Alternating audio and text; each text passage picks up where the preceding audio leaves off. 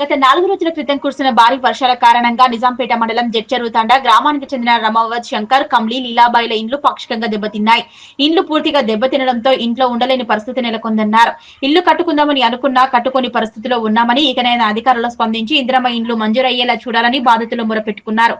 అలాగే ప్రముఖ సంఘ సేవకులు డాక్టర్ మోహన్ నాయక్ సొంత గ్రామమైన గ్రామస్తులకు శిథిలావస్థలో ఉన్న వారికి టాపర్లను అందించకపోవటం ఏమిటో అని పలువురు చర్చించుకుంటున్నారు. మాకు ఇల్లు కూలిపోయింది, మాకు పరిస్థితి మంచిగా లేదు. నాకు ఇల్లు కూలేదానికి పరిస్థితి ఉంది. నాకు ఏడానే ఏదైనా అమ్ముకొని కట్టాలి అంటే భూమి లేదు, జాగా లేదు. మాకు ఇది గత్తి ఉంది. సారు మీకు దండం పెడతా, మాకు ఇల్లు శాంక్షన్ జల్దీ చేయాలి సారు. నాకు పరిస్థితి మంచిగా లేదు. 2 కొడుకులు ఆడ పట్నంలో కూలి పని చేసుకొని బతుకుతారు. మేము ఈడ మొత్తం జడ్చెరువు తండలా బతుకుతాం సారు. మీకు నాకు ఇల్లు జల్దీ మాకు శాంక్షన్ చేయి సారు.